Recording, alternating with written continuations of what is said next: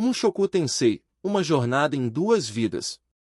Esse material se trata de uma coletânea de histórias curtas. Parte 1. Conto curto, O Pai de Sylphie. Desde o momento em que nasceu, minha filha Sylphiette sempre foi uma criança marcada pela pena. Seu cabelo era verde. Para o mundo, aquilo significava cabelo de demônio. Assim que a viu, minha esposa me olhou em choque. Nem ela, nem eu, tínhamos cabelo verde. Em pânico, minha esposa insistiu que jamais havia me traído. Mas é claro que eu sabia disso. Eu conhecia seu coração, ela me amava de verdade. Nunca duvidei dela. Na verdade, quem se sentia culpado era eu. Suspeitei que aquele cabelo fosse culpa dos meus ancestrais. Eu sou meio elfo. Nunca soube quem era meu pai, e minha mãe também nunca falou nada sobre sua própria linhagem. Aquela cor devia vir de algum lado da nossa ancestralidade. O problema está na minha família, disse a ela. Obrigado por ter nos dado essa filha. Na hora, ela começou a chorar. Minha esposa era filha de uma escrava do povo fera com algum desconhecido. 2 filhos sem pais que se apaixonaram e trouxeram uma criança ao mundo. Eu também chorei. Choramos juntos. E naquele momento fizemos uma promessa a Deus: criaríamos aquela criança com amor, não importasse o que acontecesse. Logo após o nascimento, fui conversar com os homens da vila. Disse que minha filha tinha cabelo verde, mas isso não significava que ela fosse má. Me coloquei à disposição. Se houvesse qualquer coisa que eu pudesse fazer pela vila, eu faria. Pedi que tentassem deixar o preconceito de lado e a aceitassem. Acredito que aceitaram por causa da minha conduta ao longo dos anos. Eu tinha me estabelecido ali desde que a vila foi fundada. Antes de Paul, o cavaleiro designado para o local, chegar, era eu quem controlava o número de monstros sozinho. Conquistei o respeito dos moradores com esforço. E eles eram boas pessoas. Era o reino de Asura, afinal. Quando a terra é próspera, até os aldeões têm o coração aberto. Em outro país, seríamos perseguidos com certeza. Mas ali, acreditávamos que até nossa filha poderia crescer feliz e saudável. Essa era a nossa esperança, até ela completar 4 anos. Foi por essa época, logo depois da chegada da maga de nível Santo Roxy, que percebi uma verdade: as regras dos adultos não funcionam com crianças. Após se adaptar à vila, Roxy se tornou alvo de comentários por causa do seu cabelo azul. Em contos épicos, os demônios sempre são os vilões. As crianças da vila começaram a provocar Roxy também, mas ela era uma maga poderosa, deu conta delas facilmente. Com a partida da Roxy, quem se tornou o alvo foi minha filha de cabelo verde. Ela era pequena, não conseguia revidar. Jogavam lama nela quando andava pela rua, às vezes até corriam atrás com pedaços de pau. Aquilo fazia meu sangue ferver. Mas, apesar de tudo, os adultos da vila ainda nos tratavam com gentileza. Eu não podia deixar a raiva me levar ao ponto de machucar os filhos deles.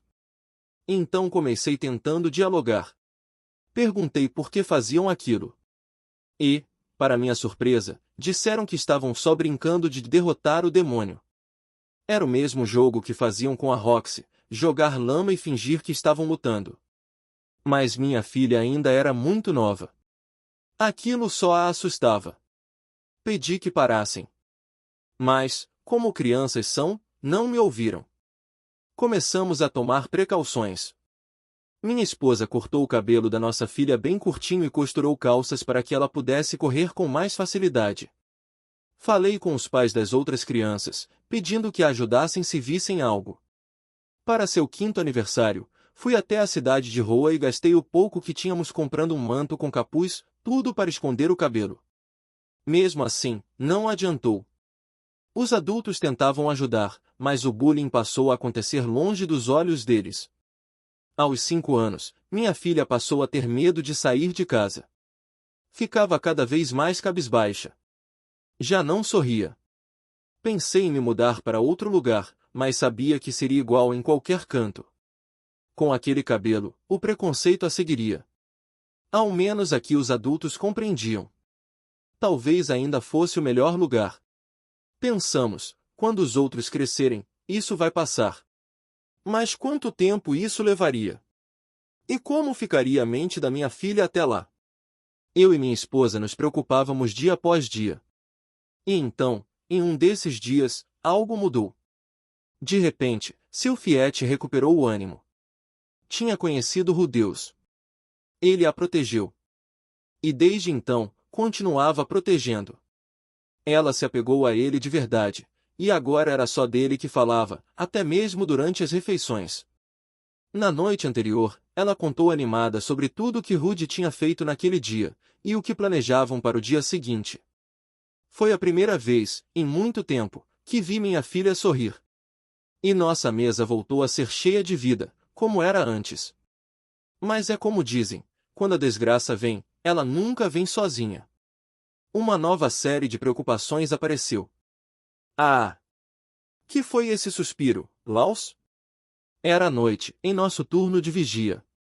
Sem perceber, deixei escapar o suspiro. Ah, olá, Paul. Paul era o pai de Rudeus. Estava morando na vila como cavaleiro, ajudando a manter a ordem. Se tiver algo no peito, pode desabafar comigo, disse ele. Nada tão sério assim. Fala aí. A noite é longa e não temos nada melhor para fazer. Paul não era um espadachim qualquer. Era de nível avançado nas 3 grandes escolas de combate. Os monstros por aqui não representavam nenhuma ameaça para ele. Com aquela habilidade, podia viver até na capital. Mas, por algum motivo, escolheu viver aqui no meio do nada. Mesmo assim, ao ver o quanto seu filho salvou minha filha, eu só podia agradecer de coração. Mas era justamente sobre isso que andava refletindo. E talvez Paul fosse a melhor pessoa para me dar algum conselho. Bem, comecei. Ontem à noite, minha esposa pediu para Sylvie voltar para casa na hora do almoço e me ajudar a preparar o posto de guarda. Já tá ajudando? Que menina incrível! Paul parecia admirado, mas Sylvie e Rudeus já tinham 7 anos. Era costume ensinar as crianças a ajudar em casa a partir dos 5. Embora Paul tivesse colocado Rudeus para estudar desde os 3. Então qual é o problema? Ela só voltou para casa no final da tarde. Ultimamente, minha filha parou de seguir nossas instruções. Ah! Bom, criança quando brinca perde noção da hora, né? Se fosse só uma vez, tudo bem. Mas isso tem sido frequente. Quando não está com ele, ajuda normalmente. Obedece como sempre. E não dá para dar uma bronca firme? Quando tentamos, ela responde, mais Rude, e pronto. Usa isso como desculpa para tudo. Não escuta a gente. O rosto de Paul ficou sério. Mas veja bem, acrescentei. Não culpo o jovem Rudeus. Ele ajudou muito. Salvou nossa filha de uma situação terrível. Quando completou 5 anos, ela começou a andar sozinha, e foi aí que começaram os gritos de demônio e vilã por parte das outras crianças. Era natural que se apegasse a ele. Mas, mesmo assim, nossa filha estava nos deixando de lado. Antes aceitava tudo o que dizíamos. Agora, era como se só as palavras de Rudeus tivessem importância. Talvez fosse normal. Quando ela sofreu, não conseguimos protegê-la. Só acho preocupante, uma criança da idade dela não dar ouvidos aos pais. Paul ficou em silêncio, com o senho franzido. Parecia refletir. Mas isso talvez mude com o tempo, continuei. A cabeça dela agora só pensa no Rudeus. É tanto amor e admiração que ela acaba se esquecendo da gente. Mas quando amadurecer, vai entender. Vai voltar a nos ouvir. Tomara. Paul respondeu com um olhar sombrio. Vamos ver. Depois disso, ficamos os dois em silêncio. Uma atmosfera estranha pairava sobre nós pelo resto da vigia. Mais tarde, descobriria o que de fato passava pela cabeça do Paul naquela noite. Conto curto. O rei cão louco encontra um mestre. Eu estava com fome. Fazia dias desde minha última refeição decente. Sempre fui forte e ágil, mas agora mal conseguia levantar os braços. Minhas pernas tremiam tanto que não conseguia nem ficar em pé. Tudo por causa da barriga vazia. Já não havia nada dentro de mim. A última coisa que comi foi um inseto que capturei na beira da estrada. Naquela mesma noite, fui atingida por uma dor de estômago violenta. Vomitei sem parar, tomada por uma dor insuportável. Não preguei o olho. Meu corpo rejeitou até os restos do que eu havia comido. Antes de a dor finalmente passar, perdi o controle da bexiga. Com certeza foi o maldito inseto. E por causa dele, ali estava eu, caída, fraca e patética, encarando o céu. Depois de uma noite inteira de sofrimento e com as energias esgotadas, eu já não conseguia nem me levantar. Então é assim que acaba, pensei. Eu ia morrer. A estrada principal estava a poucos metros, mas meu corpo não tinha forças. E mesmo que conseguisse rastejar até lá, quem ajudaria alguém sem dinheiro ou energia para se manter de pé? Sim. Era o fim. Ghislaine de Doudia morreria de fome ali mesmo. Eu, que era uma espadachim de nível rei, não cairia em batalha gloriosamente. Não. Morreria de forma patética, por causa de um inseto. E conforme a realidade me acertava em cheio, minha vida passou diante dos olhos. As memórias que surgiram foram do dia em que eu, Paul e os outros nos separamos, e do que veio depois. Naquele dia, todos estávamos de mau humor. Ninguém queria mais olhar na cara do outro, eu inclusive. Eu queria sair daquele grupo. Mas, depois que parti, fui tomada por uma solidão sufocante, difícil até de descrever. Fiquei tão amarga que passei o mês inteiro com a cara fechada. Após a separação, comecei a vagar pelo continente central. Cheguei a pensar em continuar desbravando labirintos como antes, mas sozinha, eu não conseguia controlar mantimentos nem organizar equipamentos. Mesmo assim, me recusava a entrar em outro grupo.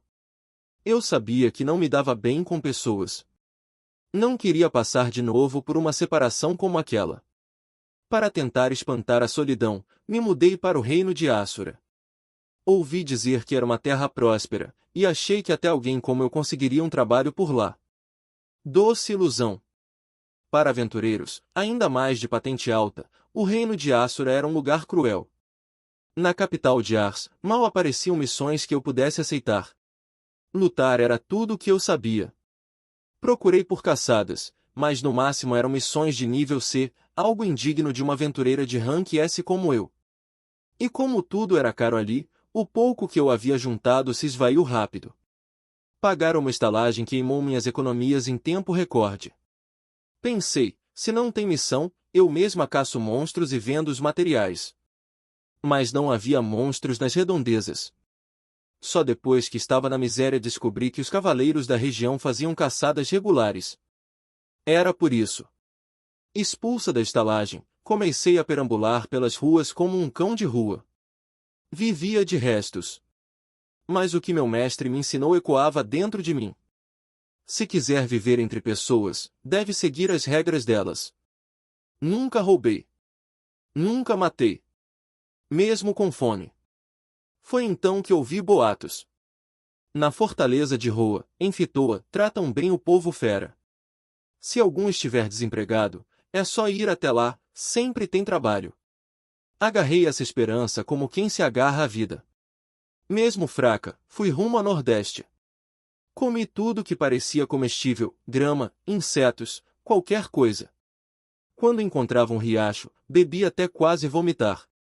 Pensei em entrar na floresta para caçar ou colher, mas lembrei que no reino de Assura isso só era permitido com licença. Desisti. Ainda assim, avancei. E cheguei. Fitoa estava logo à frente. A fortaleza de Roa, quase lá. E foi aí que meu corpo cedeu. Um inseto. Morri por causa de um inseto. Que piada de mau gosto. Pensei no inseto que comi no dia anterior. Normalmente, consigo farejar toxinas, mas talvez a fome tenha afetado meu olfato. Ou talvez nem fosse venenoso, talvez meu corpo só não tivesse mais força para digerir nada. Só restava vomitar. Sem comida, sem energia. Era o fim. Nunca imaginei que morreria assim. Nem meu mestre, nem os colegas da Academia da Espada imaginariam que Ghislaine morreria como um cão jogado num canto qualquer. Achei que cairia em batalha. Talvez o pessoal da Floresta Gigante tenha previsto esse fim, eles sempre desejaram minha morte. Mas aquilo teria sido um desejo, não uma previsão. Ah, mas teve alguém sim que previu. Ghislaine, depois que sair daqui, aposto que vai acabar desempregada, vagando de um canto para outro, até morrer de fome. Diz. O ladrão do nosso grupo. Ele tinha dito isso. E estava certo. Às vezes, os palpites daquele sujeito pareciam profecias. O que mais ele havia dito? Ah, sim. Você é boa com a espada. Se parasse de ter medo de se aproximar das pessoas, e ensinasse elas a lutar, tenho certeza que conseguiria viver bem. Claro. Era isso que eu devia ter feito. Quando ele disse aquilo, achei que nunca teria capacidade de ensinar alguém. Mas talvez, se fizesse como com o Paul, talvez conseguisse treinar um aprendiz. Ah! Só agora, no fim, as palavras dele voltavam com força. Tarde demais. Lenta como sempre. Se o Paul estivesse aqui, não me deixaria esquecer disso nem por um dia. Paul? Agora que pensei, por onde andaria ele? Será que a criança com a Zenith nasceu bem? Ouvi dizer que iam se mudar pro reino de Asura, mas nunca mais tive notícias. Fiquei um pouco preocupada. He. Pensar que estou aqui, morrendo, e me preocupando com o Paul. Que presunção. Paul era um cara que sempre dava um jeito. Cometia erros, sim, mas se virava no fim. Aposto que estava muito bem. E eu aqui. Um fracasso. Tantas escolhas que podia ter feito, mas escolhi a pior. Então esse é o tamanho da minha vontade de viver. Se eu renascesse, me esforçaria mais. Não usaria a desculpa de ser burra. Esmagaria os miolos até aprender. Que vida sem graça, murmurei. E fechei os olhos. Pelo menos, queria morrer dormindo. Mas então, uma sombra cobriu o meu rosto. Naquele dia, Eris Boreas Greira saiu para brincar no rio com seu avô, Saurus. Apesar de ser um homem severo, Saurus era completamente derretido pela neta. Naquela manhã, Eris havia exclamado: "Quero sair para ver o mundo além da cidade." E ele, mesmo com sua rotina abarrotada de afazeres, arranjou um tempo para levá-la. Na carruagem, voltando para casa, Eris sorria satisfeita. "Então, Eris, você se divertiu?" perguntou o Saurus. "Eu me diverti muito", respondeu ela sem hesitar.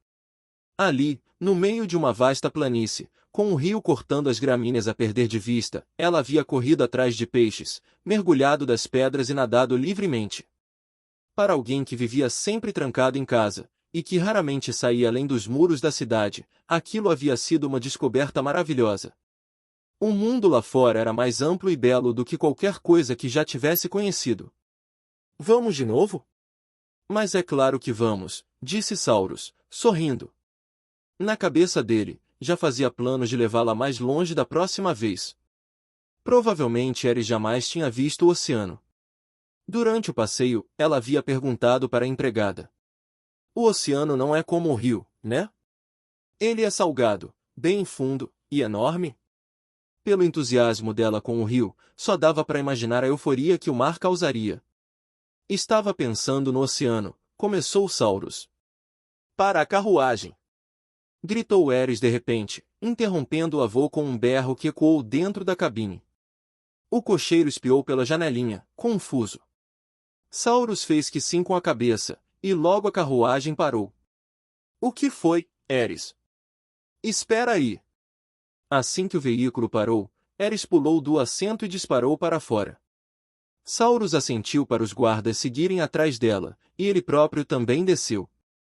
Felizmente, ela não havia ido longe. Estava parada junto de um dos guardas, ambos encarando algo escondido entre os arbustos, a uns 10 metros de distância. "Vovô!"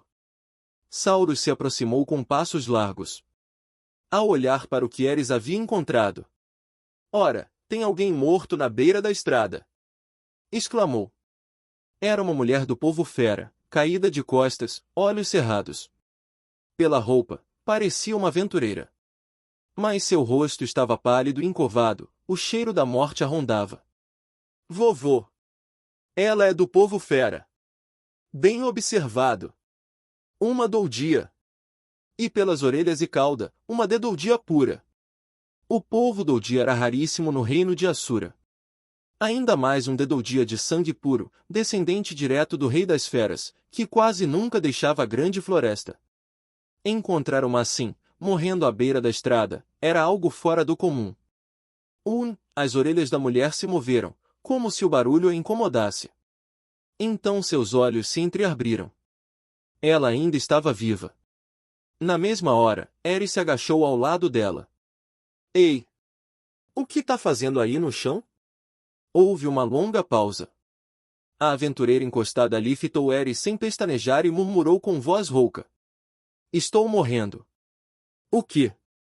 Mas suas orelhas e sua cauda são tão lindas. Seria um desperdício você morrer. Pode até ser, mas não tenho mais forças para continuar. Me deixe em paz. Essas foram as palavras da aventureira, diz Laine. Ela ainda queria viver, mas seu corpo e espírito já estavam esgotados. E por alguma razão, não conseguia pedir ajuda. Ghislaine já havia aceitado a morte. Aceitado que seu fim seria morrer como um animal abandonado. Mas Eris não dava a mínima para esse tipo de coisa. Já sei. Você vai ser meu bichinho de estimação. Declarou, com uma empolgação que ecoou pela planície. Né, vovô? Posso ficar com ela, né? Claro que sim. Respondeu Saurus prontamente. Não via problema algum em levar uma dedoudia para casa. Nunca lhe passou pela cabeça que Ghislaine pudesse ter opiniões contrárias a isso. Ghislaine ficou boquiaberta, sem entender nada. Desde o já sei, até o claro que sim, nada daquilo fazia sentido. Era como se tivesse caído num teatro absurdo. Mas, de repente, algo acendeu dentro dela. Lembrou de como ela própria era, muitos anos atrás. E então, soltou um riso curto e rouco. Se for para me acolherem assim, ela murmurou, lembrando-se das palavras de um velho companheiro de grupo, vou ensinar você a lutar com a espada. Vai mesmo? Os olhos de Eris brilharam. Ela sempre quis aprender esgrima. Tá fechado. E assim, o destino de Ghislaine foi selado. Deram a ela as sobras do almoço e salvaram sua vida. Em retribuição, Ghislaine jurou lealdade a Eris. O que ninguém ali sabia ainda, era que Ghislaine era uma autêntica rei da espada. E sob sua tutela, a habilidade de Eris com a lâmina evoluiria a uma velocidade surpreendente. Conto curto, velhos amigos reunidos. Faltavam ainda 8 anos para o 10º aniversário de Eris. Seu pai, Philip, vivia entediado e deprimido. Já fazia um ano desde que havia sido derrotado na disputa interna da família Boreas, perdendo seu título de chefe da casa. Agora, levava uma vida modesta trabalhando como assistente do prefeito de Roa e lidando com a crescente neurose da esposa, Hilda. O velho Saurus vivia gritando com ele. Desde pequeno, Philip já estava acostumado com os berros do pai, então isso não o abalava tanto. O que o frustrava era estar limitado a um papel tão pequeno, incapaz de mostrar seu verdadeiro potencial. Foi em um desses dias que Paul Greer apareceu. O homem que se apresentou como Paul tinha algo de familiar, mas ao mesmo tempo diferente do que Philip lembrava. O que era natural, afinal quase 10 anos haviam se passado desde que se viram pela última vez. Assim que o viu, Paul se curvou profundamente. Eu quero uma vida estável. Me dê trabalho. Philip ouviu com atenção. Paul havia fugido da casa Notus cerca de 10 anos atrás, e desde então, vagou pelo continente Miles e pelo continente central como aventureiro. Mas agora, depois de engravidar uma mulher, havia decidido voltar ao reino de Assura para assumir suas responsabilidades. Ao seu lado estava a mulher, bela, com traços nobres típicos do povo de Miles, e visivelmente grávida. Philip ficou em silêncio. No reino de Assura, acreditava-se que, para criar um filho, o melhor era se fixar em um só lugar. Foi por isso que Paul havia voltado. Mas ele não podia retornar à casa Notus, de onde havia fugido cuspindo no próprio nome. Por isso, agora, implorava ajuda a casa Boreas, ao seu velho amigo Philip. Por favor, disse Paul, não tenham mais a quem recorrer. Philip hesitou. E quando isso aconteceu, Paul caiu de joelhos, curvando-se em súplica. Um gesto que seria comum entre artesãos e plebeus, mas indigno de um nobre de Assura. Philip sentiu nojo. Paul Notus Greira era, afinal, o primogênito da família Notus. Deveria ter se tornado o chefe daquela casa. Mas isso era passado. Ao fugir, foi deserdado. Já não era mais nobre. Não passava de um inútil. Um peso morto. Thomas, leve esses dois, começou Philip, pronto para ordenar friamente que o mordomo expulsasse o casal. Mas a frase foi interrompida por um estrondo. As portas da sala se abriram com violência, e quem entrou, marchando com sua presença imponente, foi Saurus. Ele olhou para Paul e bufou. Ora, ora. Se não é você, Paul. Lord Saurus. Quanto tempo. Cresceu bastante. Mas ainda não aprendeu a se comportar, não é? Me diga, é assim que um nobre do reino de Assura se apresenta? Eu já não tenho mais laços com a nobreza. Besteira. Se fosse verdade, nem teria passado pela porta. Paul arregalou os olhos, mas continuou de cabeça baixa, sem responder. Ainda assim, admito que estou sendo bem cara de pau. Você puxou isso do seu pai. Bufou Saurus. Ao ouvir aquilo, o rosto de Paul se contorceu. Eu não aguentava aquele homem. Era certinho demais. Até quando a gente bebia, era assim. Uma vez, há 15 anos, ele quis dividir a bebida igualzinho, gota por gota. Disse que era falta de educação desperdiçar depois que a garrafa já estava aberta. Haha. E então, Saurus começou a contar, animado, uma daquelas suas histórias sem fim. Enquanto isso, Philip se perdeu em suas próprias memórias. 15 anos antes, ele estava prestes a entrar na escola. Tinha 4 ou 5 anos. Acompanhava Saurus em uma visita à região de Milbots, território dos Notus. Era sua primeira viagem para longe de Fitoa, e ele estava empolgado. Tudo era novidade, as videiras, os moinhos de vento, a mansão dos Notus. Logo que chegaram, Saurus foi beber com o chefe da casa. Philip, curioso, escapou silenciosamente do salão para explorar. Era raro se comportar assim. Costumava ser obediente. Mas naquela viagem, a empolgação falou mais alto. Só que a mansão Notus era entediante. Todas as salas pareciam iguais. Logo perdeu o interesse e decidiu voltar. Mas, nesse momento, percebeu. Ué? Estava perdido. A arquitetura do local era feita para confundir, espelhada de propósito como medida contra invasores. Philip tentou lembrar o caminho, mas só se embrenhou mais fundo. Em pouco tempo, já não sabia nem em que andar estava. Bateu o desespero. Pai! Onde você tá? Alguém! Gritou. Mas era a hora do almoço dos criados. A ala da mansão onde estava praticamente deserta. 10 minutos pareceram horas. Até que, sem forças, sentou-se no chão e começou a chorar.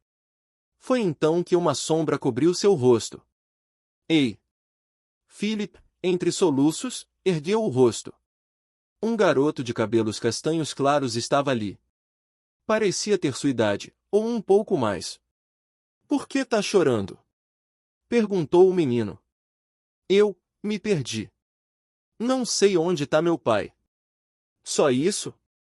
Então vem comigo.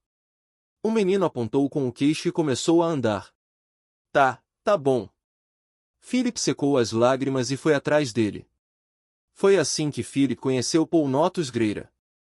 Achando que seria levado de volta, acabou sendo arrastado para brincar. No fim da tarde, estava todo sujo de lama. Saurus deu-lhe uma bela bronca, mas isso é outra história.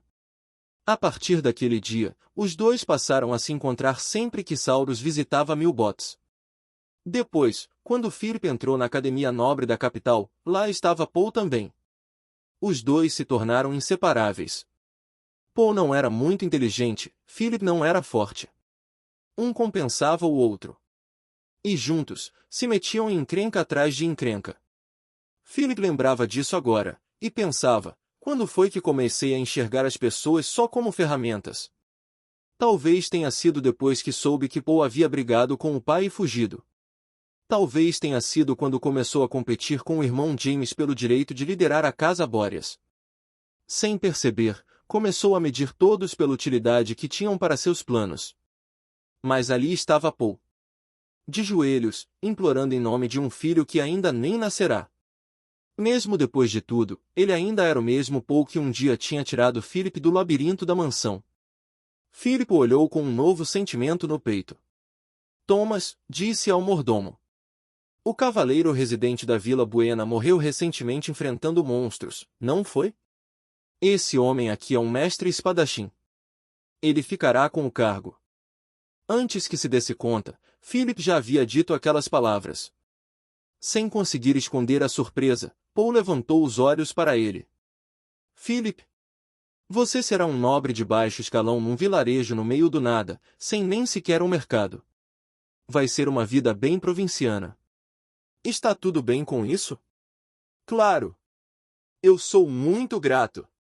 Respondeu Paul, abrindo um largo sorriso e inclinando a cabeça em sinal de respeito. 8 anos se passaram desde então. Na época, Philip não entendia bem por que tinha feito aquilo. Por que lembranças antigas o levaram a estender a mão para um homem que, em termos práticos, já não tinha valor algum? Ele não conseguia explicar. Mas agora, observando o encerramento da festa de aniversário de 10 anos de Ares, tudo começava a fazer sentido. Alguns meses antes, ao descobrir que Ares não sabia nem os passos básicos de dança, Philip havia assumido que o baile de aniversário dela terminaria em humilhação. No entanto, o grande dia chegou, e ela dançou corretamente. Seus passos ainda eram um pouco desajeitados para uma garota de 10 anos, mas até mesmo Philip pôde ver que ela parecia realmente se divertir dançando. E, por mais parcial que fosse, sendo o pai dela, achou que estava linda. Ele já tinha praticamente perdido as esperanças quanto ao futuro da filha, mas agora achava que talvez ela pudesse se tornar uma bela dama até os 15 anos. E tudo aquilo graças a ele. O olhar de Philip se voltou para o garoto que estava ao lado de Ares, Deus. Foi graças a ele que sua filha havia mudado. E como havia mudado? Paul também havia mudado. Quando era mais jovem, ele era o rei dos encrenqueiros, agora, era um pai de família. Na ocasião em que ofereceu trabalho a Paul, Philip achou que o velho amigo já tinha mudado um pouco. Mas, de forma direta ou indireta, Deus também havia influenciado essa mudança. Ele observou enquanto Deus guiava Ares e Ghislaine para algum lugar. Durante a festa, o garoto havia pedido que levassem comida até seu quarto, então provavelmente ia se aproximar ainda mais de Ares ali. Deus é excelente como professor, mas vejo um futuro ainda maior para ele.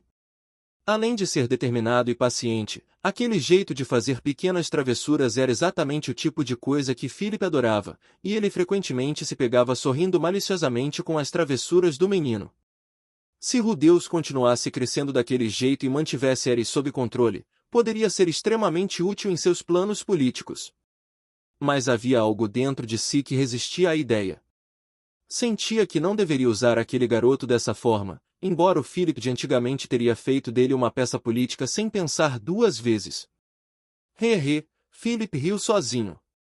Aqueles sentimentos o deixavam um pouco confuso, mas agora, um pensamento lhe ocorreu: se Deus se tornasse o chefe dos Greira da linhagem Notus, e Ares a chefe dos Greira da linhagem Boreas, ele e Paul poderiam voltar a estar em pé de igualdade. Poderiam tramar juntos como nos velhos tempos, e então, fosse nos acertos ou nos fracassos, erguerem uma taça e rirem da própria desgraça. Isso parece bem mais divertido do que ser o chefe da família, murmurou para si mesmo. Sorrindo com seus próprios devaneios, Philip voltou sua atenção para a agenda dos próximos dias. Conto curto, O super soldado de Chirone. Essa é uma história de antes do incidente de teletransporte. Roxy Migurd estava com um problema. Ela havia conquistado sozinha um labirinto no reino de Chirone. Como reconhecimento por tal feito, foi convidada para ser maga da corte. Ganhou o cargo de tutora de Pax, o sexto príncipe, e agora ganhava mais dinheiro do que jamais imaginou em sua vida. Aparentemente, a vida não podia estar melhor, mas as coisas não correram tão bem assim. O problema era seu aluno, o sexto príncipe Pax Chirone. No início, Roxy até o achou simpático. Ele tinha a mesma altura de Rudeus, e seus olhos, embora um pouco ríspidos, transpareciam inteligência. Era um pouco gordinho e orgulhoso. No entanto, com o tempo, sua postura mudou. Talvez por ter percebido que, afinal, era um príncipe, começou a abusar do próprio poder. Antes, os cozinheiros preparavam refeições equilibradas, mas por ordem de Pax, o cardápio passou a ter cada vez mais comidas gordurosas. Descobrindo novos desejos, passou a assediar sexualmente as damas de companhia e, ao notar que elas não resistiam, sua atitude piorou. Até mesmo nas aulas com Roxy, ele começou a faltar sem dar satisfação, e quando aparecia, tentava assediá-la também. Naquele dia, Pax não apareceu para a aula outra vez. Roxy esperou em vão na sala de estudos. Com base em sua experiência, ela já sabia. O príncipe estava perambulando pelo castelo ou pela cidade, fazendo o que bem entendesse. E, no fim do dia, voltaria dizendo: Roxy, a aula de hoje foi cancelada. Não era algo que justificasse tanta frustração, mas mesmo assim, ela suspirou, exausta. Que absurdo, murmurou, levantando-se da cadeira. Por mais que o salário fosse bom, Roxy não estava disposta a desperdiçar um dia inteiro por causa de um aluno que não tinha interesse em aprender. Ela decidiu sair até a cidade. Durante seus dias como aventureira, já havia visitado a capital de Chirone algumas vezes, mas sempre se hospedava em outra região. Desde que se tornara tutora de Pax, não saía do castelo a não ser por necessidade. Para se distrair, resolveu dar uma volta e explorar os arredores. As pessoas sempre encaram, murmurou para si mesma. Como demônio, Roxy já estava acostumada com os olhares curiosos quando andava por cidades novas. Mas isso nunca a impediu de caminhar por lugares desconhecidos, coisa que até gostava de fazer. As ruas daqui são bem confusas. A capital de Chirone era um emaranhado de becos e vielas estreitas. Roxy, com sua experiência de explorar labirintos como aventureira, não se perdia, mas uma pessoa comum se desorientaria em questão de minutos. A cidade havia sido uma base estratégica importante na guerra entre humanos e demônios durante a Guerra de Laplace, e já havia sido tomada pelos demônios uma vez. Ao ser reconstruída, seus planejadores intencionalmente tornaram as ruas mais labirínticas para evitar futuras invasões. Ou seja, aqueles becos tortuosos eram heranças de tempos de guerra. Roxy caminhava pelas ruas com certa admiração, até que virou uma esquina e ouviu uma agitação ao longe, um som que conhecia bem, uma multidão incentivando uma briga. Ela não era fã de confusão, mas por alguma razão, se sentiu compelida a seguir as vozes. Foi parar em uma área nitidamente pobre, cercada por construções baixas e pessoas vestidas com trapos. Até avistou uma daquelas plataformas usadas em mercados de escravos. Definitivamente, era uma parte da cidade bem barra pesada. Melhor não me envolver, pensou. Mas então localizou a origem da confusão. Um grupo de pessoas se aglomerava em frente a uma taverna. Dentro da multidão, ela podia ouvir o som de espadas se chocando, além de explosões de magia. Provavelmente, dois bêbados que haviam deixado a briga passar do ponto. Para uma ex-aventureira como Roxy, aquilo não era nada incomum. Percebendo que não se tratava de algo relevante, ela estava prestes a seguir seu caminho quando... Aí! Vai! Mata ele! Uma voz se destacou no meio do tumulto.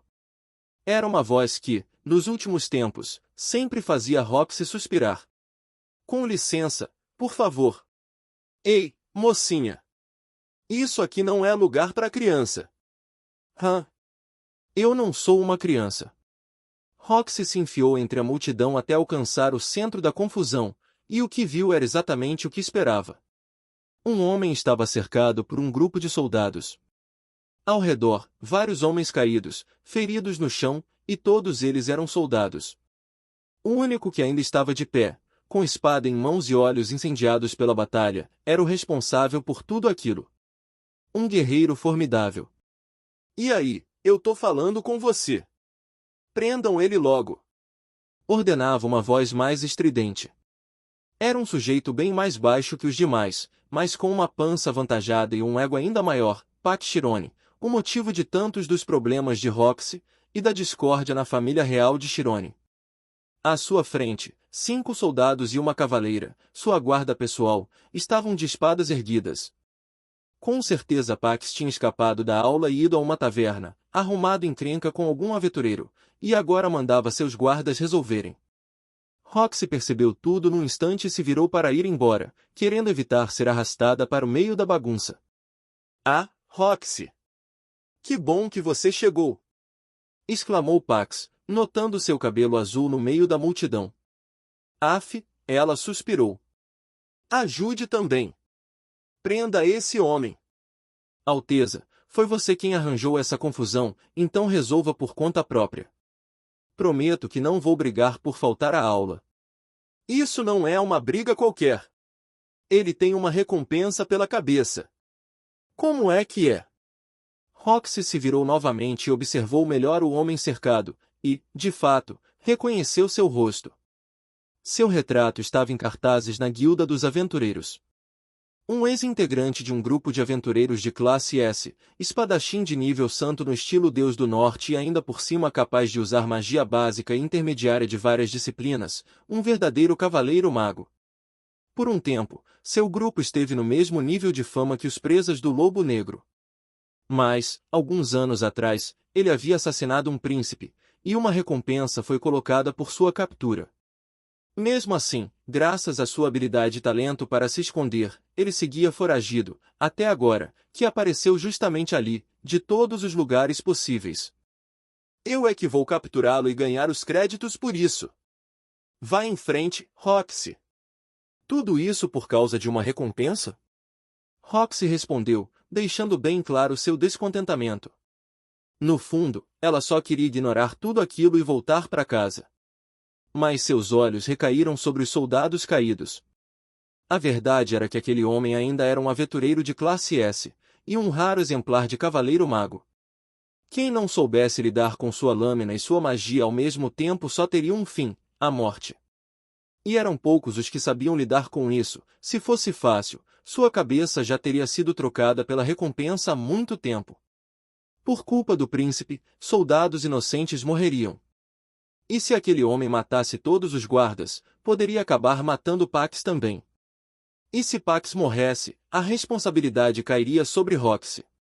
Iriam dizer que ela o abandonou. Se ela fosse apenas expulsa do castelo, ainda seria sorte, mas também era possível que acabasse com uma recompensa sobre a própria cabeça, assim como o homem diante deles. Certo, disse, por fim, soltando um suspiro e avançando até ficar diante de Pax. O homem estava atento a tudo ao seu redor. Provavelmente buscava uma brecha para escapar, embora ainda estivesse cercado. Roxy, por outro lado, não confiava tanto assim em sua própria força. Lutar contra monstros era uma coisa, humanos eram outra história. Ainda assim, seus longos anos como aventureira lhe haviam ensinado algo. Ela sabia como enfrentar um cavaleiro mago. Todos, avancem! Vamos! Gritava Pax, sem parar. Mantenham o cerco! Roxy gritou, se sobrepondo aos comandos de Pax. Um de vocês, venha na minha frente. Preciso que me proteja. Concentrem-se na espada dele. Se ele usar magia, eu vou neutralizar. Ela não sabia se os soldados iriam obedecê-la, mas, para sua surpresa, todos seguiram suas ordens e formaram uma barreira de proteção.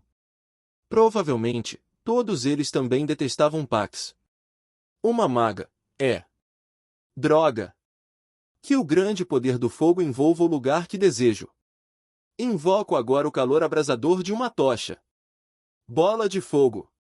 Correntes lamacentas e velozes, avancem. Rajada enlameada. Uma magia com encantamento encurtado. A bola de fogo disparada pelo homem colidiu com a massa de água conjurada por Roxy, que havia usado uma fórmula reduzida. As chamas foram engolidas e desapareceram, enquanto a água avançava. O homem mal teve tempo de se recuperar do susto com a velocidade de Roxy, e o ataque o atingiu em cheio no rosto. Ele cambaleou. Cavaleira! Agora! Ele não consegue lançar feitiços se estiver sem ar. Entendido. Ah! A cavaleira ergueu a espada acima da cabeça e a desceu com força. Roxy achou que ela era até bem habilidosa. Mas ainda não era páreo para o homem, que desviou facilmente o golpe. O resto de vocês, ataquem quando ele virar as costas. Ele não pode ver diretamente atrás de si.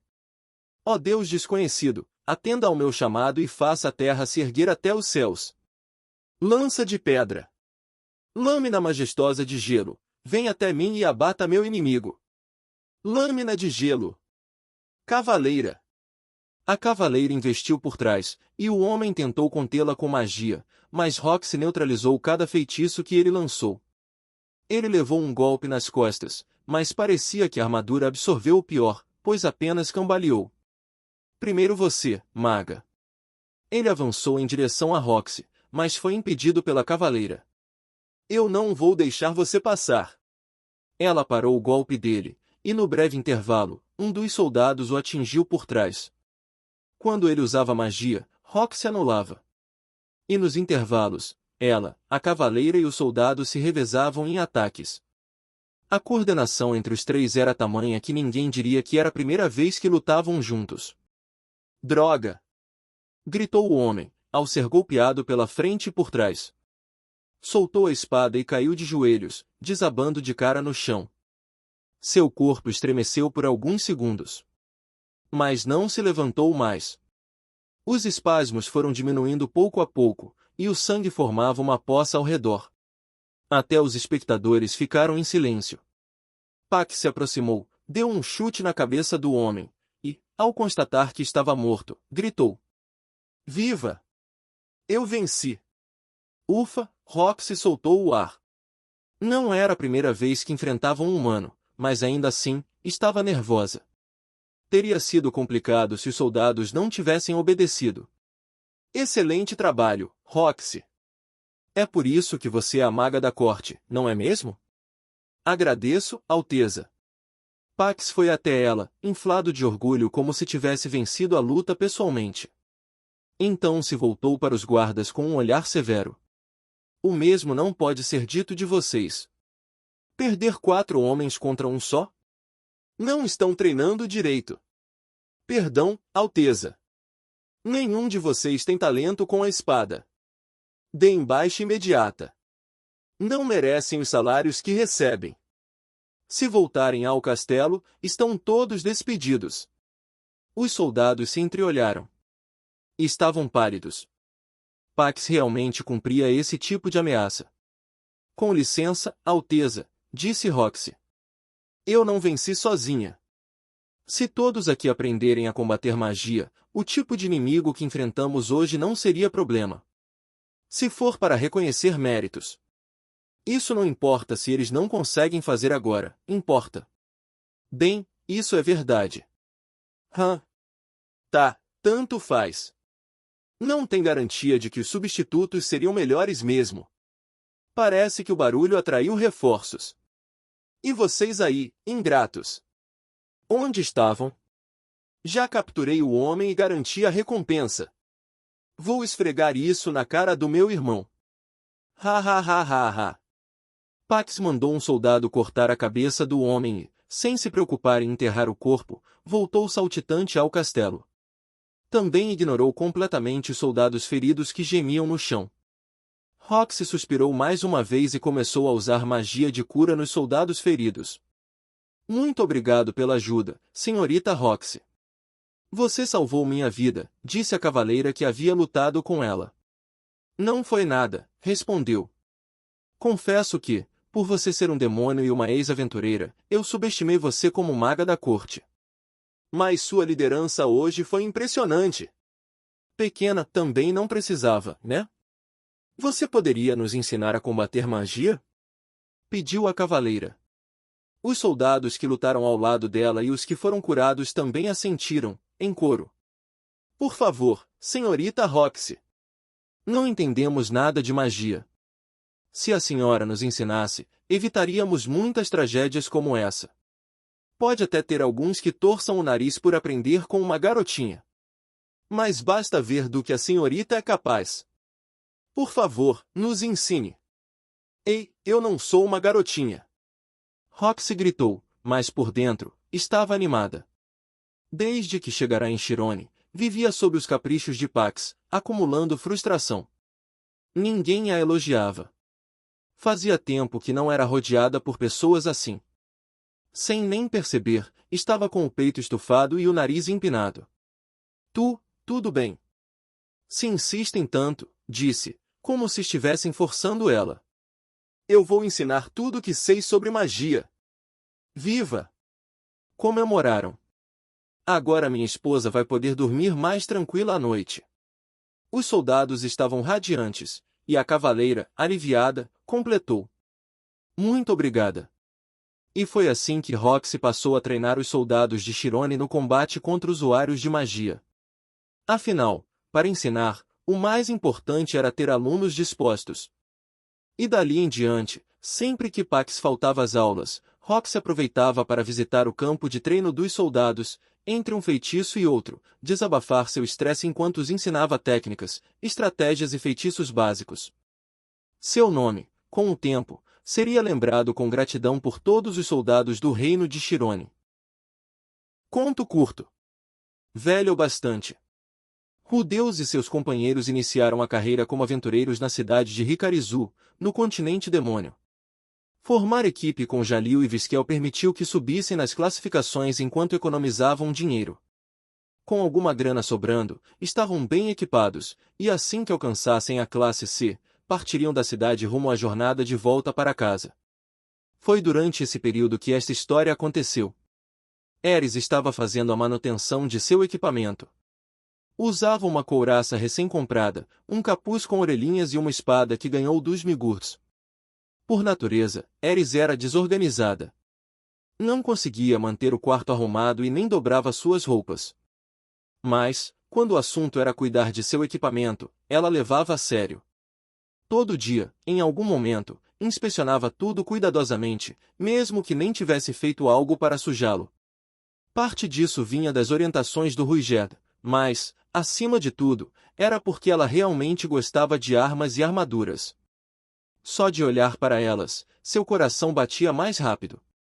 A espada, a armadura, a capa, evocavam uma imagem de aventura épica, invadir um labirinto, derrotar monstros, conquistar tesouros. Era tão empolgante que ela até esquecia do incidente de deslocamento. Eris preferia uma espada e uma armadura a um vestido bonito todos os dias. Claro, se ainda estivesse em sua mansão na cidadela de Roa, provavelmente teria perdido o interesse em poucos dias. Só limpar armas não era algo que deixava seu coração acelerado sozinho. Em 3 dias, ela já teria largado tudo e ido atrás de outra coisa para fazer. Mas aquele era o continente demônio. Todos os dias enfrentavam monstros, cumpriam missões e vendiam suas peles, e, de vez em quando, entravam em brigas com outros aventureiros. A espada e a armadura eram usadas de verdade, diariamente. Por isso, em vez de desistir em poucos dias, ela acabou incorporando a manutenção ao seu cotidiano. Naquele dia, Eris inspecionava seu equipamento com um sorrisinho satisfeito. Lustrou sua couraça, bateu a poeira da capa e passou cuidadosamente um pano com óleo em sua espada. Foi quando notou que o frasco de óleo que usava para limpar suas armas estava vazio. Tinha comprado bastante, mas, depois de usá-lo quase todo dia, finalmente tinha acabado. Deus! Acabou o óleo! A gente precisa comprar mais! Anunciou, sem nem se preocupar com o que ele estava fazendo. Mas, ao olhar ao redor, só viu o quarto vazio da estalagem. Deus não estava lá, e Ruigerd também não. Onde os dois tinham ido? Banheiro. Eris tentou lembrar, então se deu conta, enquanto polia a couraça, Rudeus e Ruigerd haviam saído para resolver umas coisas. Ah, é. Eles disseram que iam sair. Mas para onde mesmo? Tinham dito para onde iam e quando voltariam, com certeza. Mas Eris não lembrava os detalhes. Ela não era do tipo que se preocupava com minúcias, o que a deixava numa situação meio complicada. Ela queria limpar sua espada agora. Não era por obrigação, só que odiava fazer as coisas pela metade. Além disso, queria ver o brilho da lâmina reluzente. Mas sair seria um desafio. Primeiro, ela não falava o idioma local. Já entendia um pouco das saudações mais básicas, mas negociações complicadas estavam fora de questão. Depois, tinha a questão do dinheiro. Espera, eu tenho dinheiro. Isso mesmo. Rudeus havia dado um pouco de dinheiro para emergências. Ela o guardava dentro da roupa de baixo, onde nenhum batedor de carteiras alcançaria. Vasculhou entre as calcinhas, puxou a bolsinha e conferiu o conteúdo. Não sabia exatamente o valor da moeda local, mas lembrava quantas moedas e notas tinha usado para comprar o óleo da outra vez. Aquilo devia bastar. Rudeus tinha dito que o dinheiro era só para emergências, mas Eris já tinha esquecido disso. E, mesmo se lembrasse, provavelmente pensaria que essa situação se enquadrava. E quanto ao caminho? Bem, já tinha ido até lá algumas vezes. Estaria tudo certo. Eris tinha dinheiro. Estava mais ou menos certa de que sabia o caminho. Tinham dito para ela não sair sozinha, mas isso já tinha escapado de sua cabeça, então não era problema. Acho que vou ficar bem, disse, enquanto guardava a espada que estava limpando na bainha e se levantava com um salto. Alguns minutos depois, Eris caminhava alegremente pelas ruas de Hikarizu. Estava tão empolgada que parecia até que uma musiquinha animada a acompanhava. Era a primeira vez que fazia compras sozinha. Por causa de uma coisa ou outra, nunca tivera essa liberdade enquanto vivia na cidadela de Hoa, mas agora essa chance inesperada havia surgido, e ela estava radiante. Queria até sair correndo de tão animada. Ainda assim, até Eris entendia a situação difícil em que estavam. Tinham sido transportados para o continente demônio, e havia muito a fazer se quisessem voltar para casa. Não era hora de brincar. Ela compraria o que precisava sem se distrair no caminho e voltaria direto para a estalagem. Com isso em mente, Eris avançou com passos firmes na direção da loja de armamentos. Andava sem hesitar, pegando o caminho mais direto da estalagem até lá. A forma como caminhava transmitia confiança, parecia saber exatamente o que estava fazendo. Mas tudo não passava de encenação. Se Rudeus estivesse seguindo ela de perto, perceberia na hora que aquele não era o caminho mais curto. Ela tinha entrado na rua errada. Havia mais de uma rota possível até a loja, então ainda havia chance de chegar ao destino. Ela não era desorientada, e já havia passado por aquele trecho várias vezes. Se parasse, olhasse ao redor e pensasse, espera aí, perceberia o erro. Mas Eris, andando toda animada, provavelmente não pararia para checar nada. Ainda assim, com um pouco de sorte, talvez percebesse a tempo. Ei, Eris! E claro, é sempre nesses momentos que o problema aparece. 3 demônios surgiram no caminho dela. Havia Kurt, um garoto de olhos afiados e um único chifre na testa, Gablin, um rapaz ágil com cabeça de pássaro, e Bashiro, um brutamontes de 4 braços com um corpo semelhante a uma rocha. Era o trio valentão da Vila Tokurabu. Andando sozinha? Que raro! O que houve? Cadê o Rudeus hoje? Não adianta falar com ela, Kurt. Ela não entende nossa língua. É melhor irmos embora antes que ela nos arrebente de novo. Nada disso.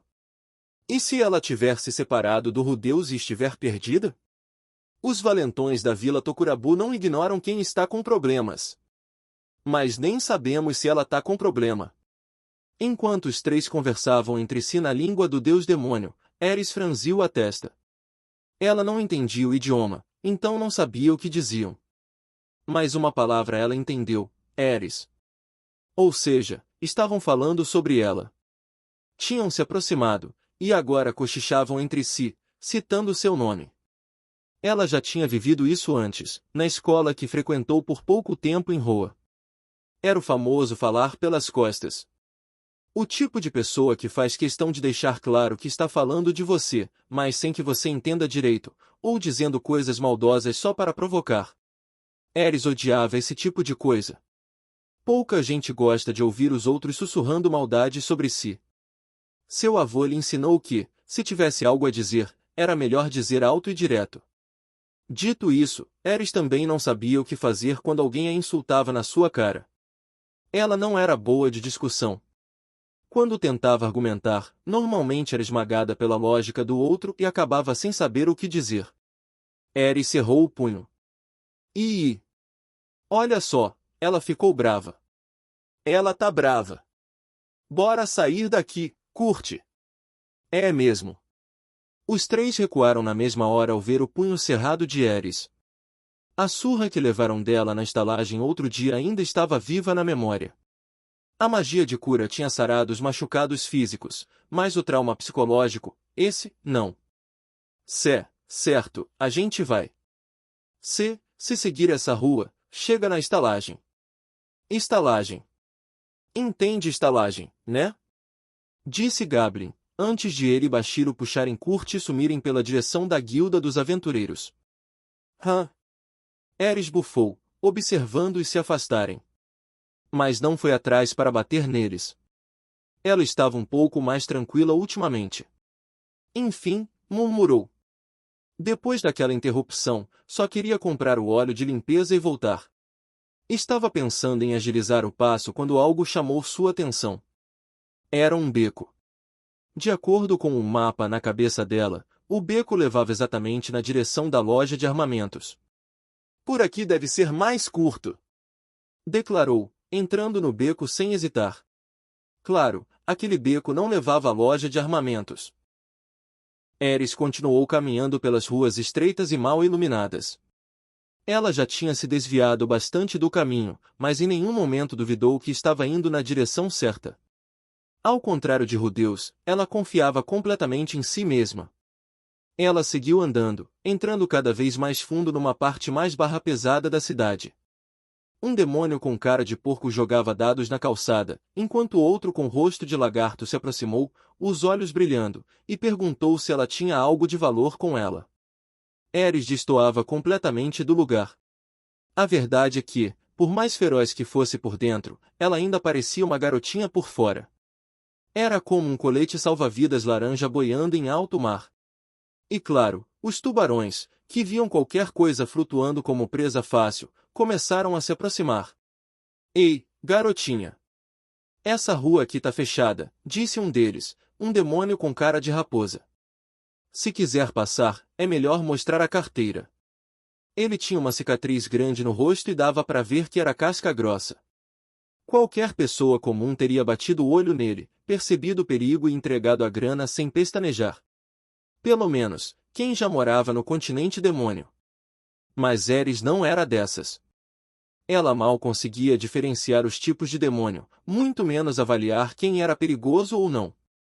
Na cabeça dela, um sujeito com cara de raposa apareceu do nada, bloqueou o caminho e ainda ficou fazendo graça com a cara dela. E, embora ela não tenha entendido o que ele disse, entendeu muito bem a expressão de deboche estampada no rosto dele.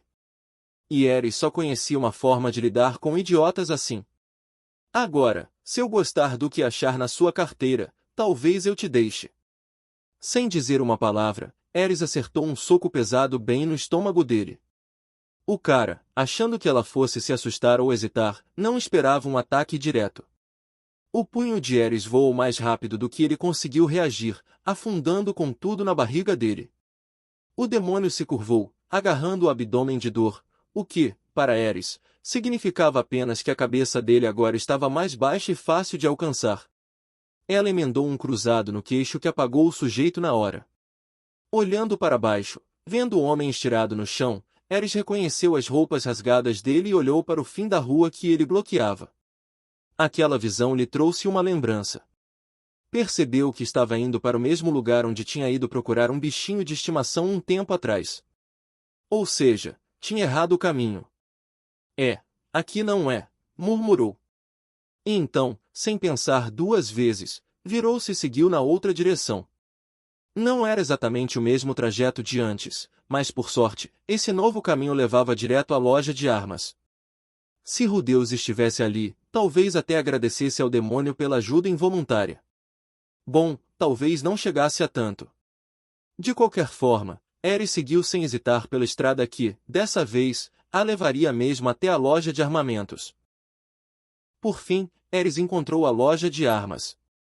Se ela tivesse um rastreador com GPS que mostrasse o trajeto que fez, daria para ver que ela deu uma baita volta. Mas Ares nem cogitava a ideia de ter se perdido.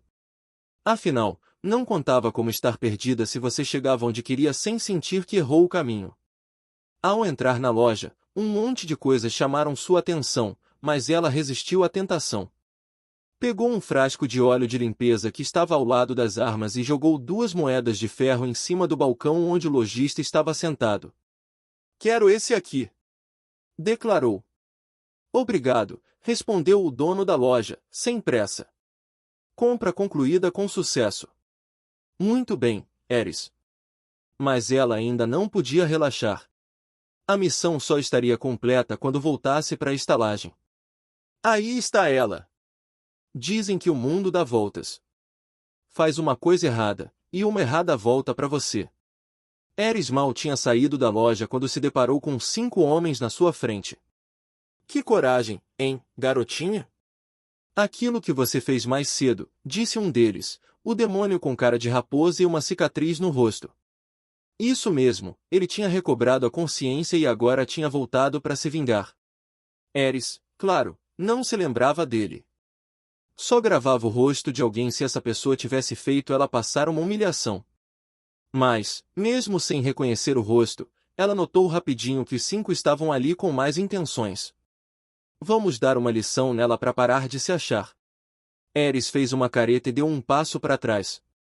Nem perdeu tempo tentando entender por que estava cercada. Gente assim sempre arrumava briga. E, verdade seja dita, ela já tinha imaginado que sair sozinha poderia acabar nisso. Ainda por cima, esse tipo de situação era exatamente o que seu treinamento tinha preparado ela para enfrentar. "Saiam da minha frente!"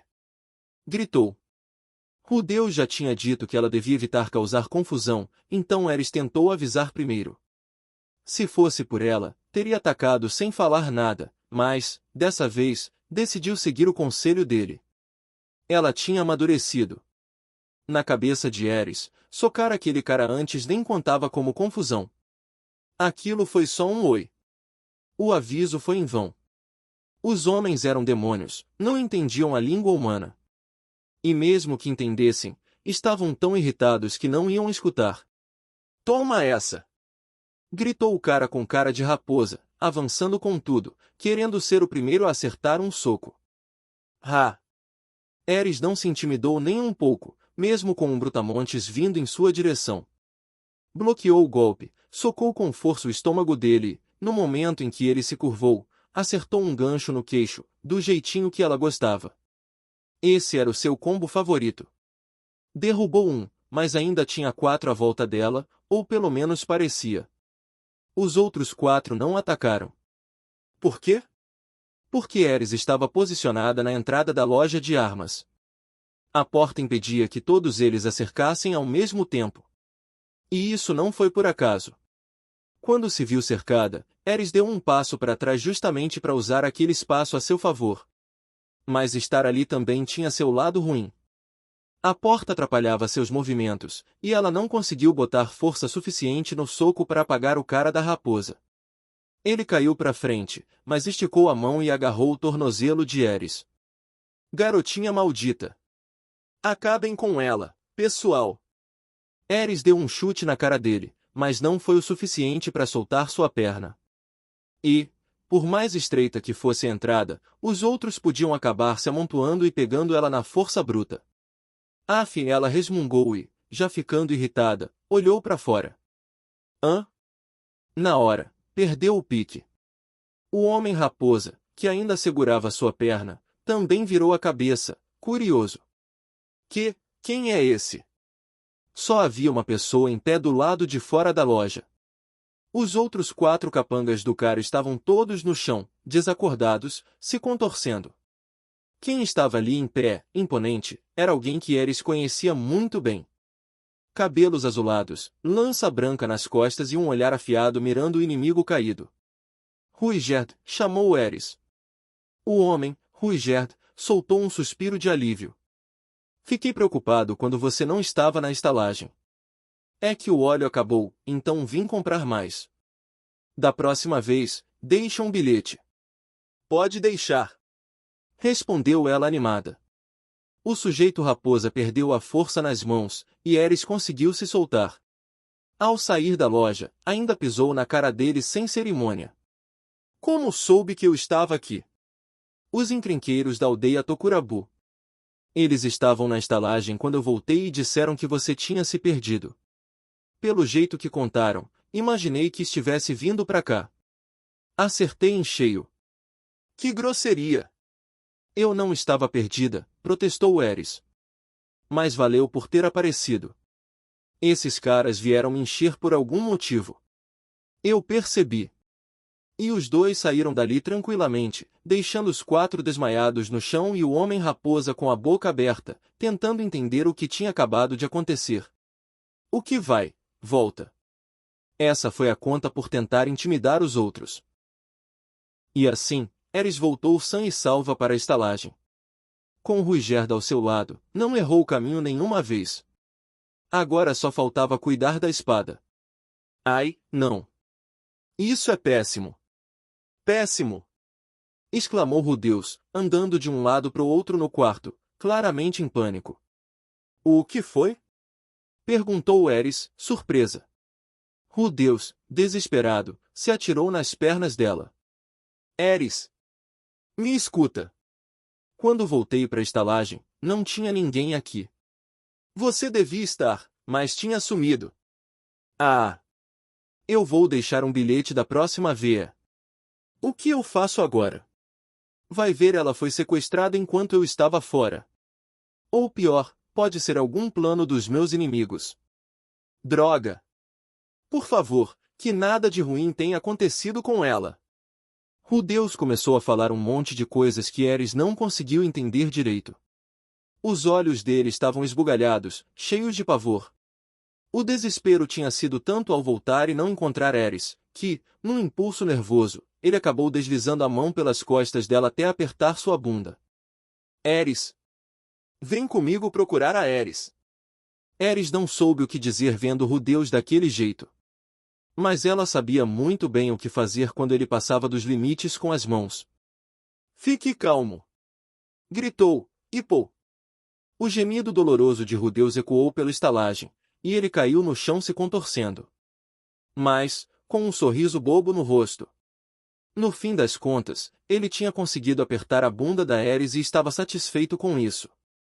Ares olhou para aquele sorriso idiota e prometeu a si mesma que, da próxima vez que saísse sozinha, com certeza deixaria um bilhete.